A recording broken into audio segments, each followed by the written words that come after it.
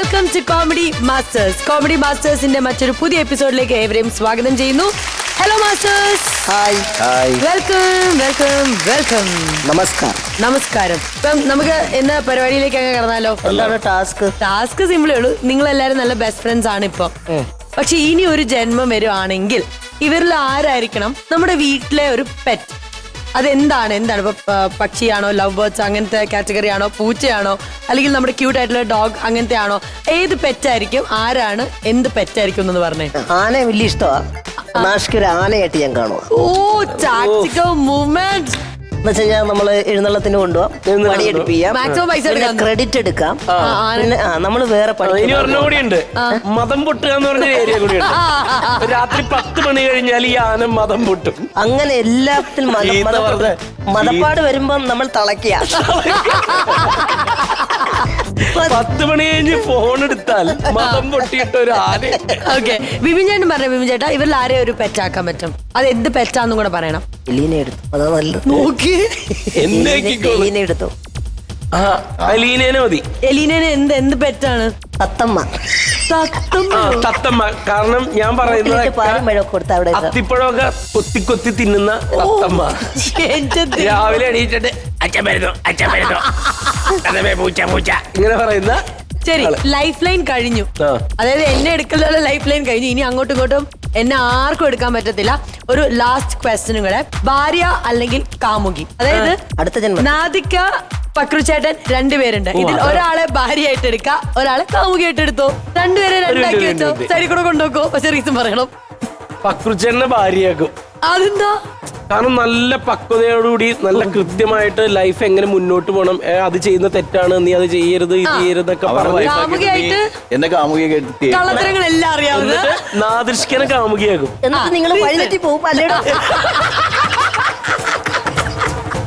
നാദൃഷ്കനെ കാമുകിയാക്കിയുള്ള ഗുണം എന്താണെന്നറിയാമോ? ഒരു ഓൾ പാക്കേജ് ആണല്ലോ, എല്ലാം ഉണ്ട്. അതൊക്കെ രണ്ടുപേരെ പറഞ്ഞോ. കാമുകിയായിട്ട് ആരെ ചൂസ് ചെയ്യും, ഭാര്യയായിട്ട് ആരെ ചൂസ് ചെയ്യും അടുത്ത ജന്മം? ഇവർ രണ്ടുപേരും പെണ്ണുങ്ങളാണെങ്കിലും. ഭാര്യ ഞാൻ ചായ വെക്കും, ഇവനായിരിക്കും. എന്താ കാര്യം അറിയാം, ഇവനെ പറ്റിച്ചുകൊണ്ട് എനിക്ക് അവന്റെ അടുത്തേക്ക് പോകല്ലോ. പറ്റിക്കപ്പെടാൻ എളുപ്പമാണ് പക്രുചേട്ടനാണ് പറയുന്നത്. അപ്പൊ എനിക്ക് മനസ്സിലായി രണ്ടുപേരുടെയും ഭാര്യമാരോടുള്ള സമീപനം.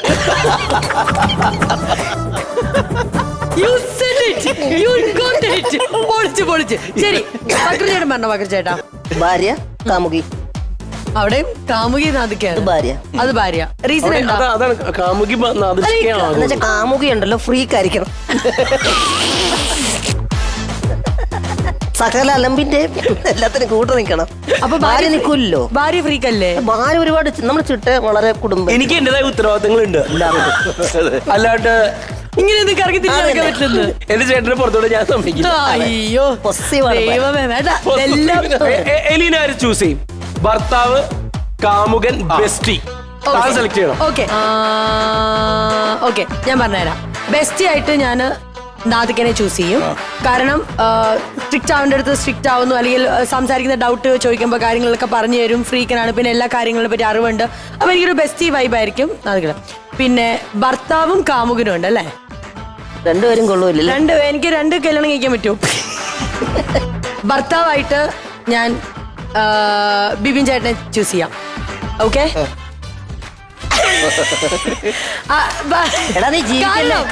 ജയിച്ചു. 3 ഷെഡ്യൂളേ വന്നുള്ളൂ. ഭർത്താവായിട്ട് ബിബിൻ ചേട്ടനെ ചൂസ് ചെയ്യാൻ കാരണം ഒരു ന്യൂജൻ രീതിയിൽ നോക്കുകയാണെങ്കിൽ പിന്നെ വൈബ് സെറ്റ് ആവാനും, പിന്നെ കുറച്ചും കൂടെ ഈ എന്നാ പറയുന്ന വർക്കിലേക്ക് കോൺസെൻട്രേറ്റ് ചെയ്ത് എങ്ങനെയെങ്കിലും കുറച്ചും കൂടെ ഒരു ഉയർച്ചയിലേക്ക് എന്താണോ അപ്പൊ ചെയ്യുന്ന ജോലി. സിനിമയാണെങ്കിൽ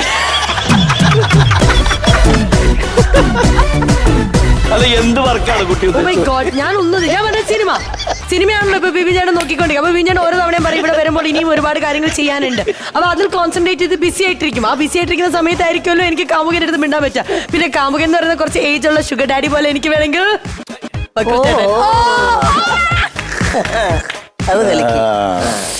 ഇതൊക്കെ തമാശക്ക് പറയുന്നതാണ് റോഹിത്തെ. അന്ന് എന്റെ നെഞ്ചിനുള്ളിൽ നീയാണ്, കണ്ണടച്ചാൽ നീയാണ്. മതി, എന്റെ കുടുംബം കലങ്ങി. അടുത്ത ജന്മം നമ്മളെല്ലാം കണ്ടുമുട്ടട്ടെ ആദ്യം, എന്നിട്ട് നമുക്ക് നോക്കാം എന്തായിരിക്കും എന്നുള്ളത്. എത്രയും പെട്ടെന്ന് അടുത്ത ജന്മമായാൽ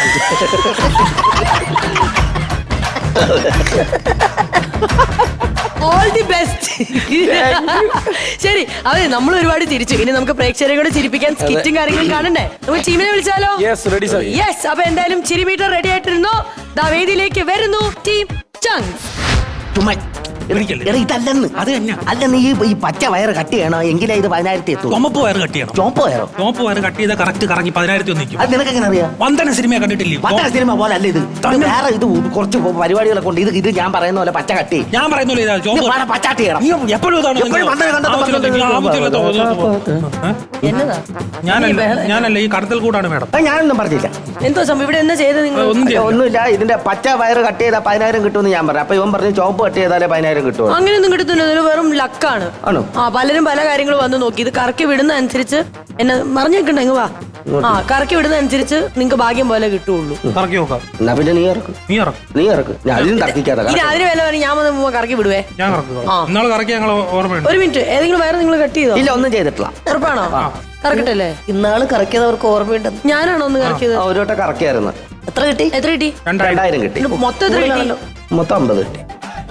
അത് ഞങ്ങളെ വായി മാറി നിക്ക് ഇങ്ങോട്ട്. ഞങ്ങളെ വായിക്കൂടെ പതയാടിയിട്ട് 50 ചെവി കൂടെ ചോരയും വന്നു. 75 കിട്ടേണ്ടതായിരുന്നു. അത് നശിപ്പിച്ചത്.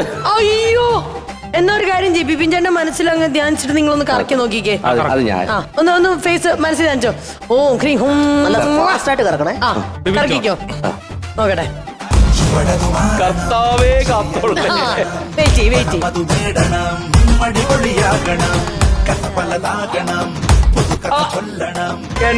ഒന്നുമില്ല. ഇല്ല ഒന്നുമില്ല, അവിടെ ഇല്ല, ഇവിടെ ഇല്ല. 8,000 വേ നോക്ക്, റേഷ്യോ കൂടുതൽ നോക്കുകയാണെങ്കിൽ ഇതാ നോക്കിക്കോ. ദാ ഒരു കള്ളത്തരോ ഇല്ല. അതാ എന്റെ നഹം പോകുന്നു. 8,000 മിസ്റ്റർ, ദാ നോക്കിക്കോ. എവിടെയാ പോയി നിൽക്കുന്നത്? നിങ്ങൾ പറ. ഡയറക്ടർ പറയട്ടെ. 8,000 അല്ലേ തോട്ടെ. നിങ്ങൾ പറ. യെസ്, 6,000 രൂപ ഫിക്സ് ചെയ്യാൻ. നിങ്ങൾ സംശയം ഉണ്ടെങ്കിൽ കറക്കാം. അവരോട് ചോദിക്കേ. ടിക് ടിക് 1 ദാ ഞാൻ കാണിച്ചു തരാം. ടിക് ടിക് 2 മോശമൊന്നുമല്ല. ടിക് ടിക് 3 ടിക് ടിക് 4. ഒരു സെക്കൻഡ് അവരാലോചിച്ചോട്ടെ. ഫിക്സ് 6,000. അല്ല, ഒന്നുകൂടി കറക്കണോ? ഇല്ല, 6,000 രൂപ. കറക്കണോ? എന്താണ് ദാ അല്ല, നിങ്ങൾ പറഞ്ഞോ. നോക്കിയോ, നിങ്ങളുടെ നിങ്ങളെ തീരുമാനാ. ബിപിൻ ചേട്ടനെ ആലോചിച്ച് കറക്കിയല്ലേ? അത് 6,000 മതി. ഓക്കെ. 6,000 രൂപയിൽ നിങ്ങൾ തുടങ്ങാൻ പോവുകയാണ്. നീ പച്ചയാണോ അതോ ചുവപ്പോ? ഏതാ? ഇന്ന് മഞ്ഞയൊക്കെ കാണും. മഞ്ഞയൊക്കെ കാണും. ശരി, എന്നാ ശരി കേട്ടോ. പൊളിക്ക്. All the best. ഹലോ, അതെ മസ്കറ്റ് ചാർലി. ബക്കറ്റ് ചളിങ്ങി വന്നു. ബക്കറ്റ് ചളിങ്ങിന്നല്ല, മസ്കറ്റ് ചാർലി എന്ന്. അല്ലേലും നിനക്കൊന്നും എന്നെ വിലയില്ല. ഗൾഫിൽ നിന്ന് ഞാൻ നാട്ടിലോട്ട് വരുമ്പോൾ നിനക്കൊക്കെ ഞാൻ അറബി. ഞാൻ ഇവിടുന്ന് തിരിച്ചു കയറി പോകുമ്പോൾ നിനക്കൊക്കെ എന്നെ മറവി. അല്ലേലും അങ്ങനെ വരുവോൾടാ. എന്റെ പെട്ടി കെട്ടി സഹായിക്കാൻ ഒരുത്തം വന്നിട്ടില്ലല്ലോ. അതിനൊക്കെ എന്റെ അമ്പിളിക്കുട്ടൻ. ശരിയൊക്കെ തന്നെ ആള് മണ്ടനാണ്, പക്ഷെ അവൻ കാര്യപ്രാപ്തി ഉള്ളവനാണ്. എന്റെ അമ്പിളിക്കുട്ടൻ വരികയും ചെയ്യും, എന്റെ പെട്ടിയെല്ലാം കെട്ടി വരികയും ചെയ്യും. സാധാരണ ഇത് പറയുന്നതിന്റെ എൻഡിലവൻ വരണ്ടയാണല്ലേ. എവിടെ വായുമ്പോളെന്നോണ്ട് ഇരിക്കുന്നവൻ. എന്താണ് അമ്പിളിക്കുട്ടൻ ഒരു ബഹളം? എന്തോടാ ആ സുഹൃത്തേച്ചി കുളത്തിന്റെ അവിടെ കുളിച്ചോണ്ടിരുന്നപ്പോ ആരാന്ന് എത്തി നോക്കിയെന്നാ മൊബൈലിൽ പിടിച്ചെന്നാ ഇപ്പൊ നോക്കിയാ നമ്മളെ നാട്ടുകാരില്ലേ എന്റെ പേര് പറയും.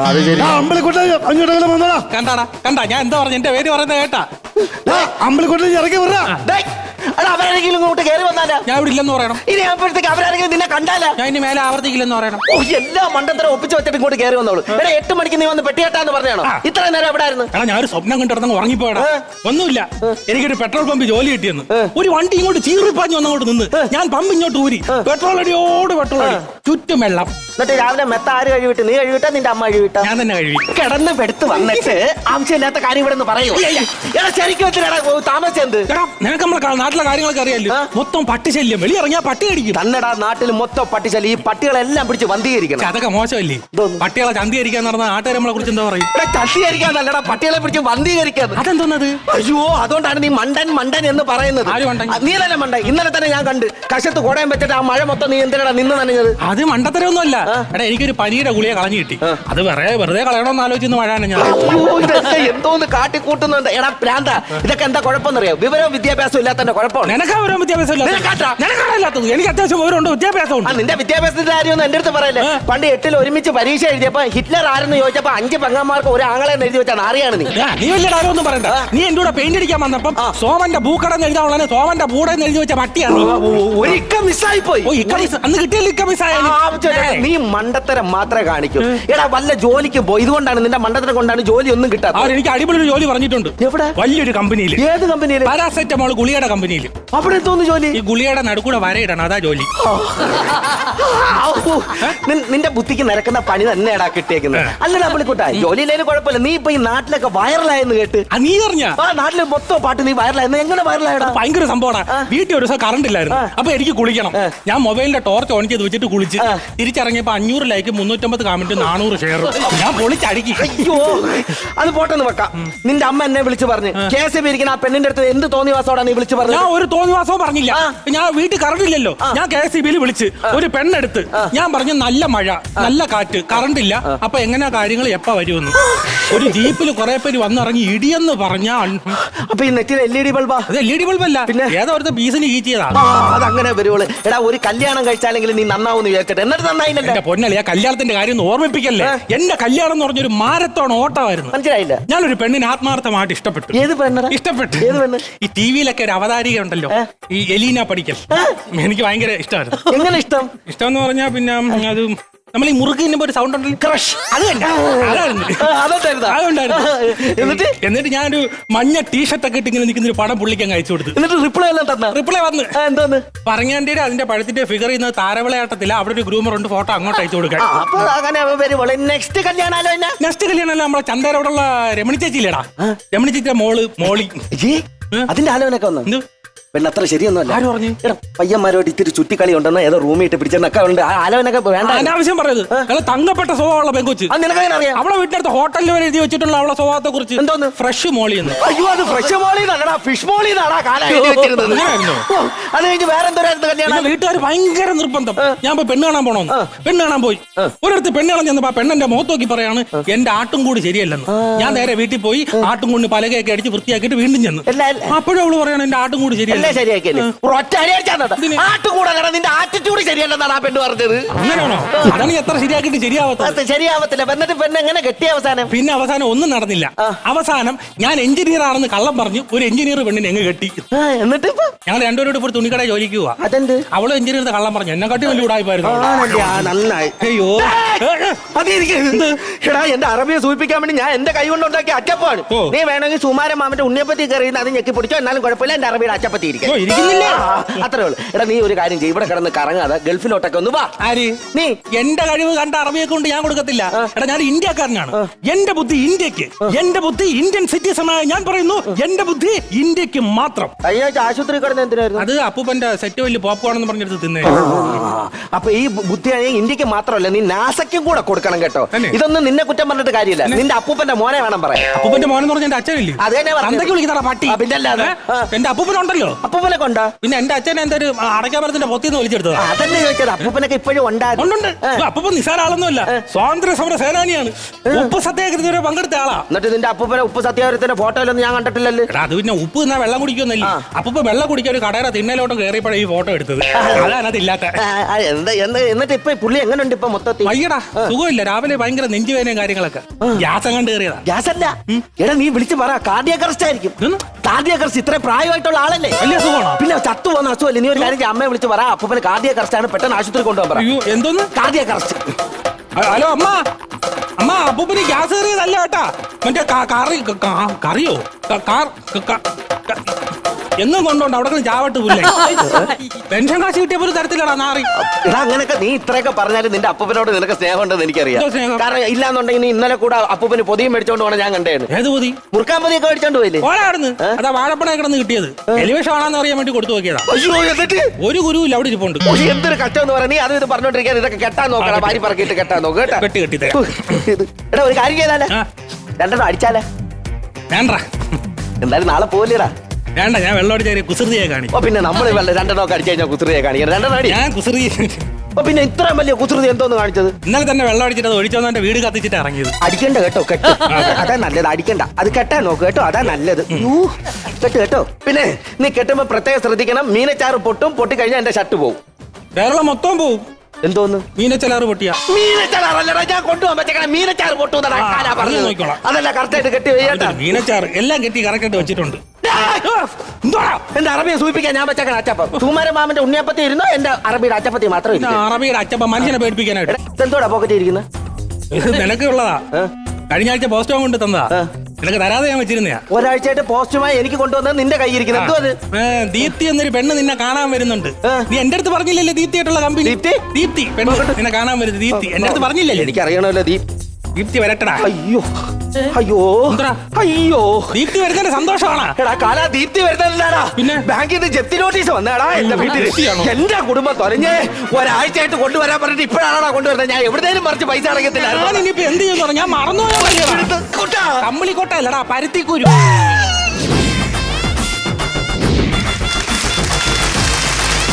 ടീം ചങ്സ് എങ്ങനെയുണ്ടായിരുന്നു നിങ്ങളുടെ പെർഫോമൻസ് എന്ന് തോന്നുന്നു? അവര് പറയട്ടെന്നോ? ശരി എന്നാ അവര് പറയട്ടെ. ആര് പറയണോ ആദ്യം? ആരായാലും കുഴപ്പമില്ല. നാദിക തുടങ്ങി. നാദിക. നല്ല രസമുണ്ടായിരുന്നു. കാരണം നിങ്ങൾ രണ്ടുപേരുടെയും വന്ന് നിൽക്കുമ്പോൾ നമ്മളുടെ ഒരു എക്സ്പെക്ടേഷൻ ഉണ്ട്, അത് കീപ്പ് ചെയ്തു. നല്ലായിരുന്നു. ശരിക്കും ഇത്രയും തമാശകളൊക്കെ ഞങ്ങൾ അത്ഭുതപ്പെടാറുണ്ട്. ഈ നമ്മൾ ഒരുപാട് വർഷങ്ങളായിട്ട് കോമഡി കാസറ്റുകളും കാര്യങ്ങളൊക്കെ ചെയ്തിരുന്നല്ലേ, അപ്പൊ എന്തുകൊണ്ട് നിങ്ങളൊക്കെ ആ സമയത്ത് പരിചയപ്പെട്ടില്ല എന്നുള്ളൊരു, കാരണം അത്രയും കൗണ്ടറുകളുടെ ഒരു പെരുമഴ ഉണ്ടായിരുന്നു. നല്ലായിരുന്നു. ഒരുപാട് സ്നേഹമുണ്ട്, ഒരുപാട് റെസ്പെക്റ്റ് ഉള്ള ആർട്ടിസ്റ്റുകളാണ്. ബാക്കി ഒരു പറയും. കിരൺ ആൻഡ് സജൻ ചങ്സ് ഭംഗിയായിട്ട് കളിച്ചു.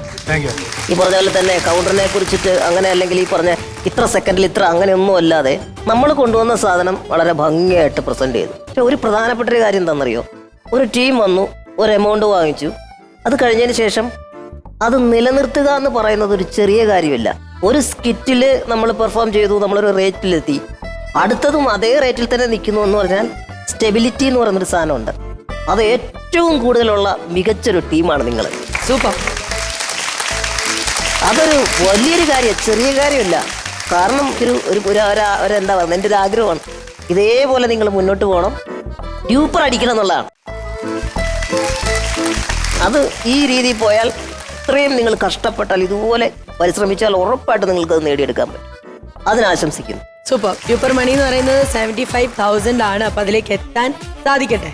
Okay, yes. ബിപിൻ ചേട്ടാ, ഞാൻ ഏറ്റവും കൂടുതൽ ഫാനായിട്ടുള്ള, ഞാൻ എപ്പോഴും പറയുന്ന, എല്ലാ ഷെഡ്യൂളിലും എല്ലാ പ്രാവശ്യവും കാണുമ്പോൾ പറയുന്ന ആളുടെ എപ്പിസോഡ് ഭയങ്കര വെയിറ്റ് ചെയ്തിട്ടാണ് ഞാൻ നിന്ന് തന്നെ. ആ കോസ്റ്റ്യൂമിൽ തന്നെ എനിക്ക് പുള്ളി എന്തെങ്കിലും ഒരു പരിപാടി കൊണ്ടുവരും. കഴിഞ്ഞ തവണയൊക്കെ സൈക്കോ ആയിരുന്നു, ഈ പ്രാവശ്യം മണ്ടനായി. നിങ്ങൾ രണ്ടുപേരുടെയും കോംബോ ഭയങ്കര രസമായിരുന്നു. എന്നത്തെയും പോലെ ഭയങ്കര ബ്രില്യൻസ് ആയിട്ടുള്ള, ആർക്കും ചിന്തിക്കാൻ കഴിയാത്തത്ര ലെവലിലുള്ള തമാശകൾ അതിലുണ്ടായിരുന്നു. ഞാനെന്ന് പറയുന്ന ഓഡിയനും ഞാനെന്ന് പറയുന്ന നിങ്ങളുടെ രണ്ടുപേരെയും ഫാനായുള്ള ആളും ഭയങ്കര ഹാപ്പിയാണ്. പൈസ അതൊന്നും വിഷയമുള്ള, നിങ്ങൾ വേറെ ലെവൽ. ശരി. അപ്പൊ എന്തായാലും നമുക്കൊരു കാര്യം ചെയ്താലോ? ഇത്രയൊക്കെ പറഞ്ഞു, നിങ്ങളുടെ ഉള്ളിലെ ടെൻഷൻ എത്രയായിരിക്കും എമൗണ്ട് വന്നേന്നുള്ളതാ. എൻ്റെ അടുത്ത് ചോദിച്ചില്ലായിരുന്നു എങ്ങനെ ഉണ്ടായിരുന്നു. എനിക്ക് ആ ഒരു വിഷമായ എമൗണ്ട് കണ്ടപ്പോഴാ. അത് എന്നാന്നുള്ളത് ഞാൻ കണ്ടു കഴിഞ്ഞിട്ട് ഞാൻ ആദ്യം പറയാം. ആരാ തിരിഞ്ഞു നോക്കുന്നത് ആദ്യം? രണ്ടുപേരും കൂടെ നോക്കാൻ കിട്ടും. എന്നെ നോക്കുന്നതിന് മുമ്പ് നിങ്ങൾ വെറുതെ ഒന്ന് ഗസ്റ്റ് ചെയ്ത് എത്രയായിരിക്കും കിട്ടിയിട്ടുണ്ടാവുക? അറിയത്തില്ല, നോക്കി ഒന്ന് പറ പ്ലീസ്. പറയടാ. പിന്നെ അതുകൊണ്ടാണ് ഞാൻ വീട്ടിൽ പോലും പോകാത്തത്. പറഞ്ഞോ, എത്ര കിട്ടുമായിരിക്കും? 30? ഇല്ല, അതിൽ കൂടുതൽ. 40. 40? 50? 50 മേ ബി. May be.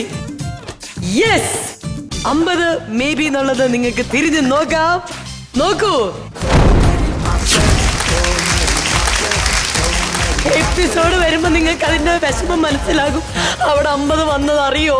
അവിടെ 30 സെക്കൻഡ് പോയിക്കൊണ്ടപ്പോ ഞാൻ ഓടലേ മണിക്കുട്ടി എന്ന് ഞാൻ എന്തോരം പ്രാർത്ഥിച്ചു എന്നറിയോ? ഇവിടെ 50 വന്നു, എന്നിട്ട് ലാസ്റ്റ് സെക്കൻഡ്സിലാണ് അത് പോയത്. ഓക്കെ, അപ്പൊ എന്തായാലും 48,000 റുപ്പീസ് ആണ് നിങ്ങൾക്ക് വരാൻ പോകുന്ന അറിയാമല്ലോ. നമ്മളിങ്ങനെ പറഞ്ഞിട്ട് കാര്യമില്ല. മ്യൂസിക് വരും, പൈസയും വരും. മ്യൂസിക് വരട്ടെ.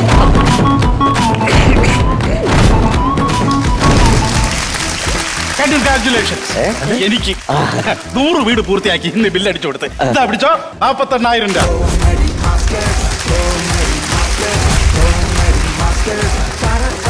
ഞാൻ ഒരു കാര്യം പറയട്ടെ, ഞാൻ നേരത്തെ വന്നിട്ട് പറഞ്ഞിട്ട് പോയില്ല ഈ ലൈറ്റ് ഒക്കെ അടക്കണമെന്ന്. ഓ നേരത്തെ വന്ന് മറ്റേ KCB ആ ചേട്ടൻ. അപ്പൊ എന്തുകൊണ്ടാണ് നിങ്ങൾ ഈ ലൈറ്റ് അണക്കാഞ്ഞത്? ഇനി നിങ്ങൾ വെറുതെ വിട്ടാ പറ്റൂല. ഞാൻ ഇന്ന് ബില്ലടിച്ച് തരും. എത്രയും പെട്ടെന്ന് KCB കൊണ്ടുപോയി നിങ്ങൾ ഇത് അടച്ചിട്ട് ഇങ്ങോട്ട് വന്നാ മതി കേട്ടോ? ചേട്ടാ എന്താ ചെയ്യണ്ടേ? ഒന്നും ചെയ്യണ്ട. ഇതുകൊണ്ട് കൊണ്ടടച്ചോ. ബില്ലടച്ചോ. ഈ ബില്ലാണോ അടയ്ക്കേണ്ടത്? അതെ, ഈ ബില്ല് അടയ്ക്കണം. ഇത് സിമ്പിൾ അല്ലേ? നോക്കിയേ, തിരുവനന്തപുരം ടു കൊച്ചി 3 പാസഞ്ചറിന്റെ ടിക്കറ്റ് 1500 രൂപ. ഇത് സിമ്പിൾ അടച്ചു തീർക്കാന്നല്ലേ ഉള്ളൂ. അയ്യോ സോറി കേട്ടോ, അനിയൻ കണ്ടക്ടറാ, മിഷൻ മാറിപ്പോയി. അവന്റെ മിഷൻ ഓർത്തോണ്ടാ വന്നത്.